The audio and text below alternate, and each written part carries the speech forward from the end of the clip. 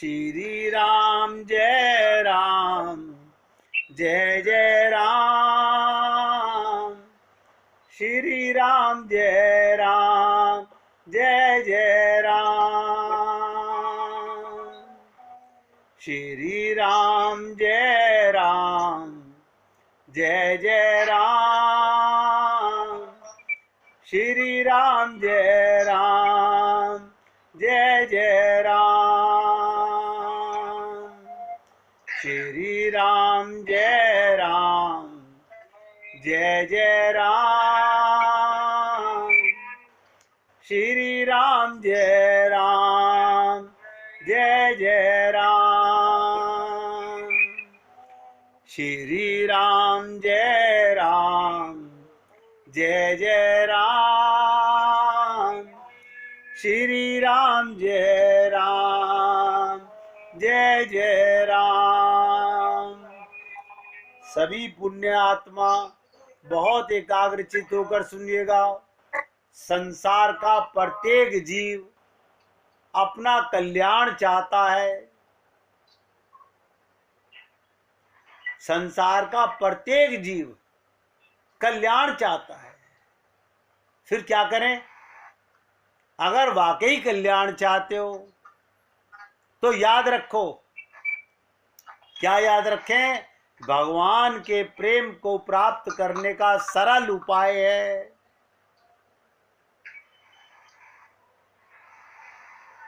भगवान के प्रेम को प्राप्त करने का सरलतम उपाय बताने जा रहा हूं।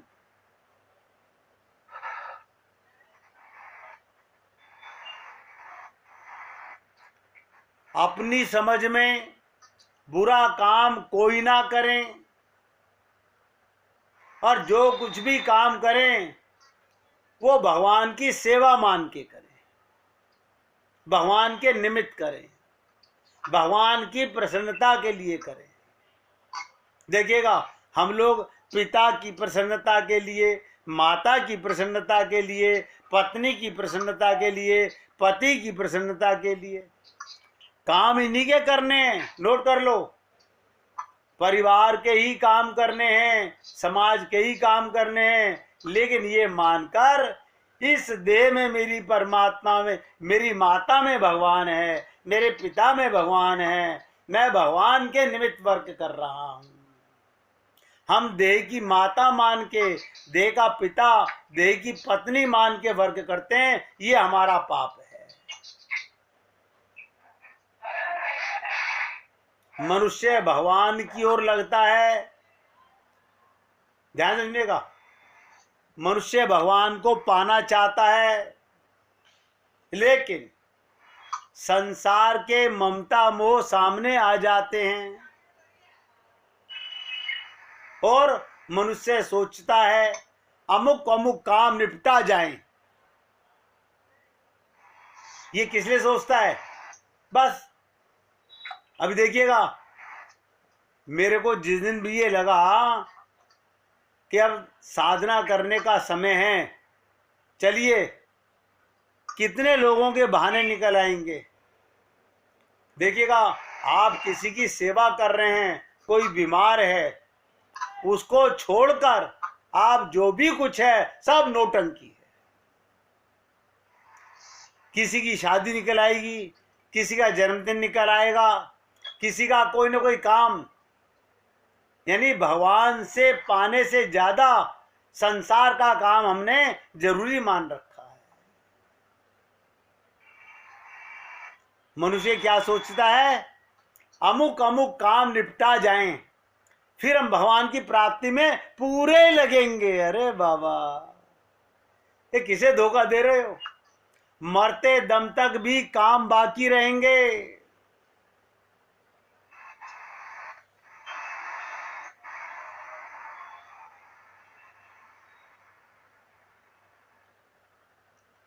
हम अमुक अमुक काम निपटा जाएं और देखते देखते मानव जीवन पूरा ही समाप्त हो जाता है।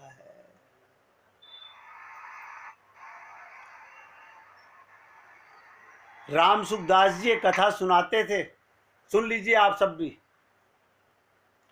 वो कहते थे, हम ऋषिकेश के अंदर सुबह सुबह प्रभात फेरी निकाला करते थे कीर्तन की। तो प्रभात फेरी के जब हम निकालते थे तो हमारे साथ बहुत सारे भक्त लोग होते थे। तो एक सेठ जी बाहर आके कीर्तन में हमारे साथ थोड़ी दूर तक जाते थे। एक दिन रामसुखदास जी ने कहा, महाराज जब कीर्तन में इतना आनंद आता है तो अब आज आप तो रिटायर हो चुके हो। बोले हाँ, रिटायर तो हो चुका हूँ, लेकिन अभी ही मेरी बेटे की बहू प्रेग्नेंट है, उसके बच्चा होने वाला है।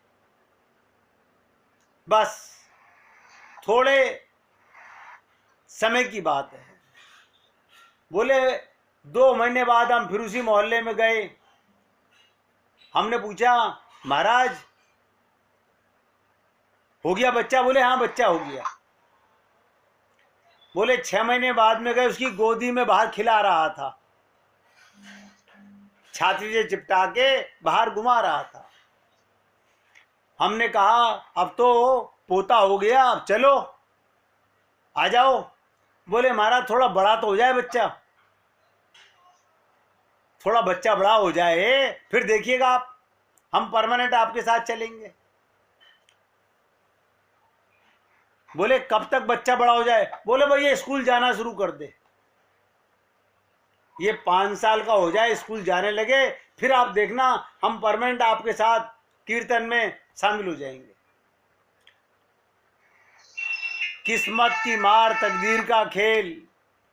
5 साल पूरे होने से पहले सेठ जी निकल लिए। तो फिर रामसुखदास जी कहते हैं हम अपनी फेरी लगा रहे थे तो वहां एक पोता 5-6 साल का बाहर खेल रहा था। हमने कहा बेटे अपने बाबा को बुला के लाओ। भाई अंदर होगा, बाबा बुला के लाओ। वो गया, मम्मी बाबा को कुछ महात्मा बुला रहे हैं। वो आई, बोली महात्मा जी वो तो निकल लिए, उनका तो शरीर छूट चुका है। अब रामसुखदास जी क्या कहते हैं, हमने वहां पर उस पोते के साथ एक कुत्ते को खेलते हुए देखा। वो बच्चा बॉल फेंकता, वो कुत्ता उठा उठा के लाता। बोले हमने ध्यान लगा के देखा कि कुत्ते का इससे क्या संबंध है। फिर हमें समझ में आया कि यही इसका दादा मोह ममता आसक्ति में कहीं गया नहीं, आज भी अपने पोते को ही खिला रहा है। तो मेरे भाई ये संसार का झंझट देखते देखते मानव जीवन पूरा हो जाता है, हम हाथ मलते रह जाते हैं। इतना ही नहीं, यदि संसार की धन दौलत में, यहाँ के भोगों में वृत्ति रही, धन में मन रहा, ज्वेलरी में मन रहा, भोगों में मन रहा, तो मरने के पश्चात हम न जाने किस योनि में जाएंगे, हमारी क्या गति होगी, हम कहाँ जाकर प्रेत होंगे। शास्त्रों में बड़े विस्तार से विवेचन किया गया है मनुष्य कैसे प्रेत योनि को प्राप्त होता है।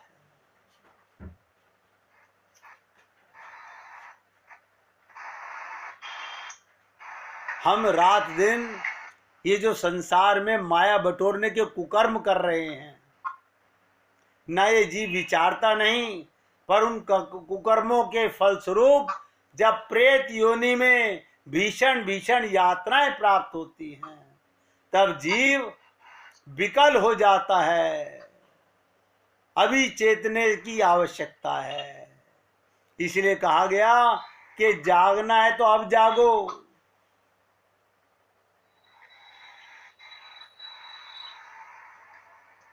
आज जागने का मौका है, मरने के बाद कोई नहीं जाग सका।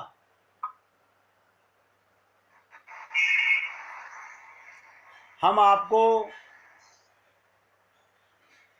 2 दिन पहले सती अनसुईया और राम भक्त महर्षि अत्रि की कथा सुना रहे थे। तो जब भगवान राम लखन सीता सहित अत्रि मुनि के आश्रम में पहुंचे, परम भाग्यवान महर्षि अत्रि प्रभु के सौंदर्य का सुधा पान करते हुए स्तुति कर रहे हैं। देखिएगा कमाल कि भगवान के सुधा रस को पी रहा है और आरती कर रहा है, स्तुति कर रहा है। प्रेमा तीर कसे उनकी विलक्षण दशा हो रही थी। प्रार्थना के अंतर सिर झुका झुकाकर परम भक्त अत्रि जी ने अपनी तीव्र लालसा व्यक्त की। क्या कहा, ध्यान से सुनिएगा। विनती करी मुनि नाहे सिरु। अत्रि मुनि राम क्यों क्या कह रहे हैं, विनती करी मुनि नाहे सिरु, कह कर जोरी बहोर, क्या चरण सरोरु नाथ जनी, कबहू तजे मति मोर। इसके बाद धर्मज्ञ ऋषि ने भगवान श्री राम को अपनी धर्म पत्नी अनसुईया देवी का परिचय देते हुए कहा। अपनी पत्नी का परिचय कैसे दिया, हे निष्पाप श्री राम, जिन्होंने देवताओं के कार्य के लिए अत्यंत उतावली होकर 10 रात के बराबर एक ही रात बनाई थी, वे ही अनसुईया देवी तुम्हारे लिए माता की भांति पूजनीय है। राम को बोल रहे हैं अत्रि जी,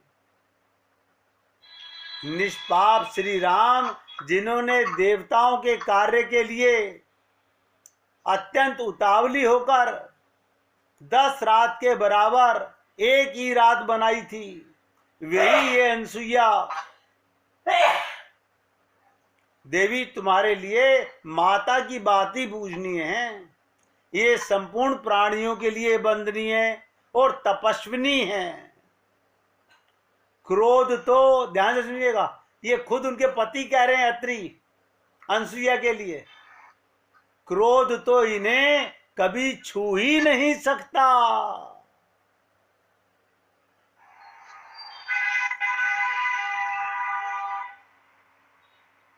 देखिए, किसी के घर के बाहर से ट्रैफिक की बहुत तेज आवाज आ रही है। विदेह नंदिनी सीता इन वृद्ध अनुसुईया देवी के पास जाएं। अत्रि जी ने क्या कहा, विदेह नंदिनी सीता, जनक की पुत्री सीता इन वृद्ध अनुसुईया देवी के पास जाएं। प्रभु श्री राम का आदेश पाकर सीता जी अत्यंत तपस्विनी वृद्धा अनुसुईया के समीप जाकर दंड की भांति यानी झुक कर के उनके चरणों में लौट गई।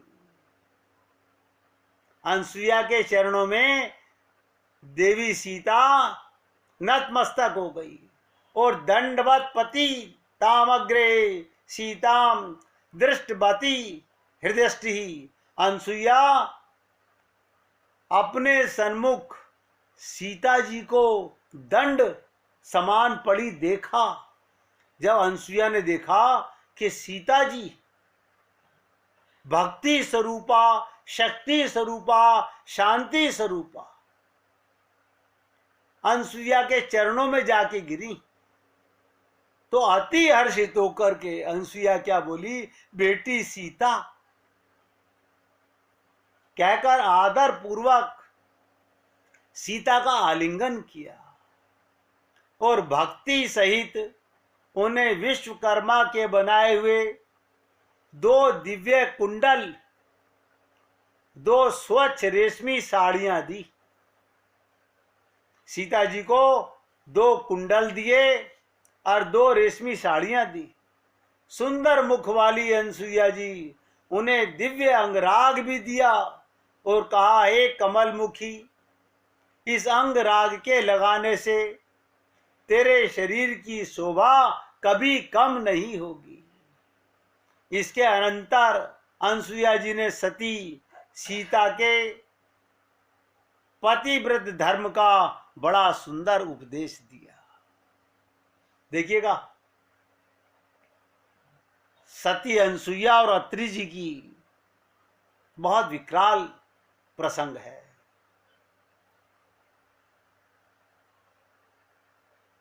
क्या कहती हैं? सती सीता को पतिव्रत धर्म का बड़ा सुंदर उपदेश दिया और अंत में उन्होंने क्या कहा? सहज अपावनी नारीपति, सेवत शुभ गति लही, जसु गावत श्रुति चारि अजम, तुलसी का हरि ही प्रिय। अर सुनु सीता तब नाम सुमिरी, नारी पाति वृत करी, तो ही प्राण प्रिय राम कहूं, कथा संसार हित। साथ ही अनसुईया जी ने सीता को आशीर्वाद दिया कि रघुनाथ जी तुम्हारे साथ कुशल पूर्वक घर लौटें। अनसुईया जी के अत्यंत स्नेहपूर्ण उपहार, उपदेश एवं आशीष से श्री सीता जी बहुत प्रसन्न हुई। फिर उन्होंने बड़ी श्रद्धा और प्रीति से लक्ष्मण और सीता सहित राम जी को भोजन कराया। इसके बाद उन्होंने हाथ जोड़कर राम जी से क्या कहा? देखिएगा, ये अत्रि मुनि और सती अनसुईया दिव्य 5 कन्याओं में नाम आता है इनका। सृष्टि की 5 दिव्य कन्याओं में इनका नाम है। राम से क्या कहती हैं? राम, हे राम, इन संपूर्ण भुवनों की रचना करके, सारे संसार की सृष्टि करके, आप ही इनकी रक्षा के लिए देवता, आप ही मनुष्य और आप ही त्रियगादी योनियों में शरीर धारण करते हैं। तथापि देह के गुणों से आप लिप्त नहीं होते। बस ये अंडरलाइन करके नोट कर लीजिएगा, भगवान देह के गुणों में लिप्त नहीं होते। हम देह के गुणों में, देह की इंद्रियों में लिप्त हो जाते हैं। हम संसार के रसों में लिप्त हो जाते हैं। क्यों? अभी हमें परम रस नहीं मिला है। तथापि देह के गुणों में आप लिप्त नहीं होते और संपूर्ण संसार को मोहित करने वाली माया, देखिएगा सती अनसुईया के शब्द, संपूर्ण संसार को मोहित करने वाली माया भी आपसे सदा डरती रहती है। क्यों? कि वो भगवान की दासी है, भगवान की दासी है। हम कैसे समझ पाए इन बातों को? सोचिएगा, हम कैसे समझें कि ये माया भगवान की सेविका है, भगवान की नौकरानी है, और हमें भगवान ने इस नौकरानी माया की गोदी में दे दिया और क्या कहा? जब ये जीव पूर्ण तरह से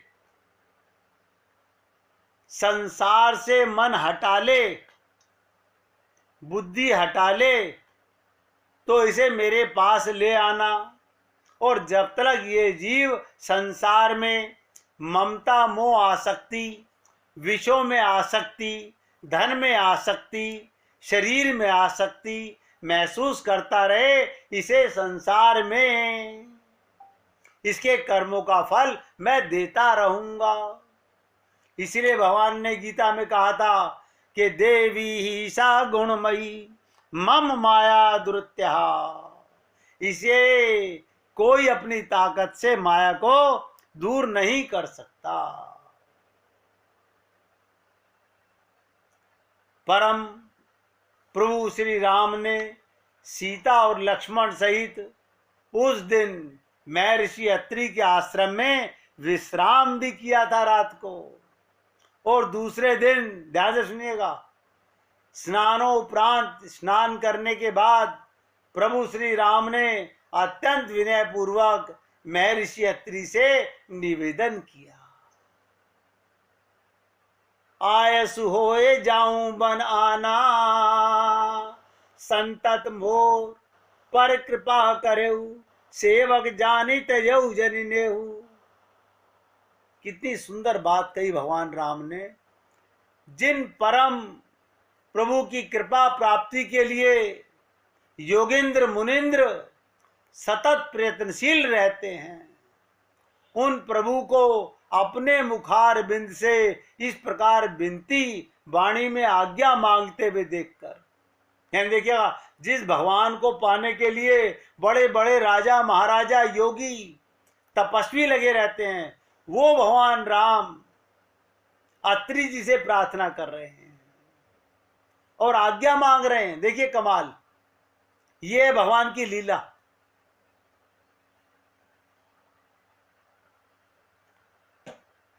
प्रार्थना कर रहे हैं, अंग प्रत्यंग पुलकित हो गए, उनके नेत्रों से आंसू बहने लगे। किसकी? अत्रि जी की। अत्रि जी सोच रहे हैं, हे प्रभु ऐसी लीला मत करो, मैं तो आपका अंश हूं, आप लीला कर रहे हो, रुला मुझे रहे हो। लीला आप कर रहे हो, रुला मुझे रहे हो। क्यों? साक्षात्कार पर ब्रह्म मेरे सामने हाथ जोड़कर विनती कर रहा है। सोच के देखिएगा कैसा अत्रि जी का भाव। अंग प्रत्यंग पुलकित हो गए, उनके नेत्रों से आंसू बहने लगे, उनकी वाणी अवरुद्ध हो गई। साहस पूर्वक उन्होंने कहा, अत्रि जी सिर्फ इतना कह पाए। सोचिएगा, ऐसे ऐसे ऋषि मुनि संत महात्मा इस पृथ्वी पर हम लोगों के कल्याण के लिए अवतार लेते हैं। अब एक ये चुपाई, मैं कोई रामायण से बाहर तो बोल नहीं रहा। के ही विधि कहूं जाऊ अब स्वामी, अत्रि जी कह रहे हैं, मैं कैसे कहूं, हे परमात्मा तुम चले जाओ। कही विधि कहूं जाऊं अब स्वामी। आप सोचिए, आप और हम लोग तो ये शब्द सोच नहीं सकते, करना और वो तो बहुत दूर की बात है। कहते कैसे कहूं,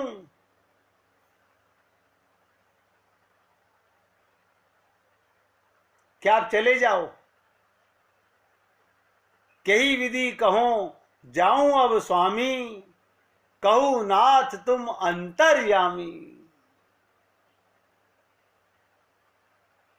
रामचरितमानस में आया कि कई विधि कहो जाऊं अब स्वामी, कहूं नाथ तुम अंतर्यामी।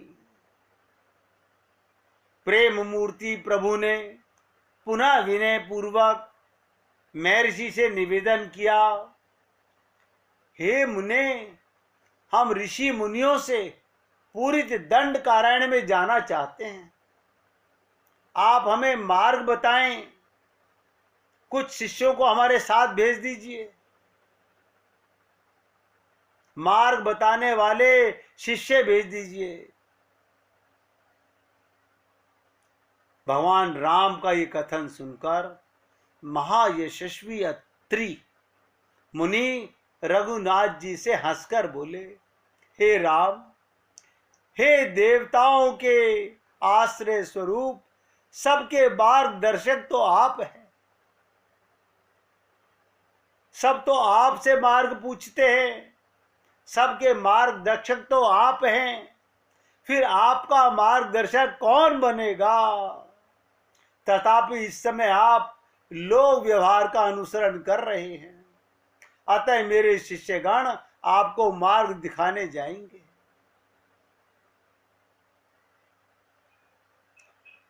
वांछ कल्पतरु प्रभु श्री राम ने महर्षि अत्रि का चरण कमलों में सिर झुकाया और वे दंड कारण्य के लिए प्रस्थान कर गए। महर्षि अत्रि खड़े खड़े आंसू बहाते रहे और दूर तक राम लखन सीता को जाते देखते रहे। धन्य थे श्री राम प्रेमी महर्षि अत्रि और धन्य थी उनकी परम वंदनीय पत्नी अनसुईया जी।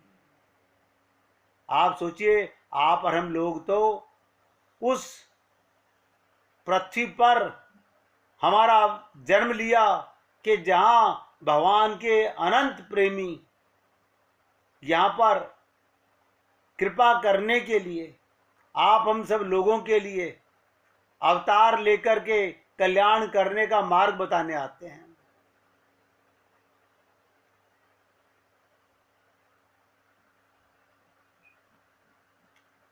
अब आज जो बात मैं आपको बताने जा रहा हूं, क्योंकि आगे आने वाले 3 दिन मैं आपकी सेवा नहीं कर पाऊंगा, 3 दिन के लिए क्षमा प्रार्थी होऊंगा। अब आखिरी बात सुनिएगा बहुत ध्यान से।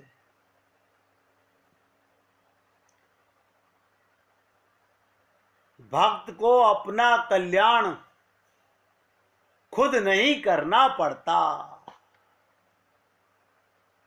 अपने बल, अपनी विद्या आदि का किंचन मात्र भी आश्रय ना रखकर, जब तक हम अपने ज्ञान का, अपनी भक्ति का कल्याण अपने दम पर करना चाहेंगे, भक्त को नहीं करना पड़ता। केवल श्रद्धा और विश्वास पूर्वक भगवान का और गुरु का ही आश्रय लेना पड़ता है। फिर जैसे ही ये जीव अपने गुरु और भगवान की शरण चला जाता है, फिर भगवत कृपा, गुरु कृपा से ही उसका कल्याण का मार्ग प्रशस्त होने लगता है। भगवान भक्त के केवल आश्रय को देखते हैं। आश्रय का मतलब समझते हैं शरणागति, कि ये मेरे आश्रित है या धन के आश्रित है। हम भगवान से तो कह रहे हैं प्रभु जी हम आपकी शरण में आ गए, और अरे है ना मेरे पास इतने करोड़ रुपए, चिंता ना करो। और भगवान को झूठा बोल रहे हैं कि प्रभु जी मैं तो आपके आश्रय हूं। भगवान जानते हैं तेरे मन में, तेरी बुद्धि में अभी परिवार का, अभी अपनी विवेक का, अपने ज्ञान का और अपने धन का आश्रय है। जब व्यक्ति निर्बल हो जाता है, निर्मल हो जाता है, तब भगवान उसे सबल कर देते हैं। भगवत कृपा ही उसका कल्याण कर देती है। भगवान भी केवल, मैंने कहा, भक्त के आश्रय को देखते हैं, बस केवल आश्रय को देखते हैं। ध्यान से सुनिएगा, 3 दिन तक जब तक मैं आपकी सेवा ना कर पाऊं, हमारा निवेदन है, 2 लाइनें आपसे बोल के जा रहा हूं, उन 2 लाइनों को हृदय में गांठ मार लीजिए और गुनगुनाते रहिए। सरल हृदय से दृढ़ता पूर्वक स्वीकार कर लें। क्या? हे गोविंद, हे राम, मैं केवल आपका ही अंश हूं, मैं केवल आपका ही अंश हूं। एक बात, और दूसरी बात, और केवल आप ही मेरे हैं। मैं आपका अंश हूं और आप केवल मेरे ही हैं। क्योंकि ध्यान से सुनिएगा, क्योंकि शरीर संसार कभी किसी के साथ रहता ही नहीं है।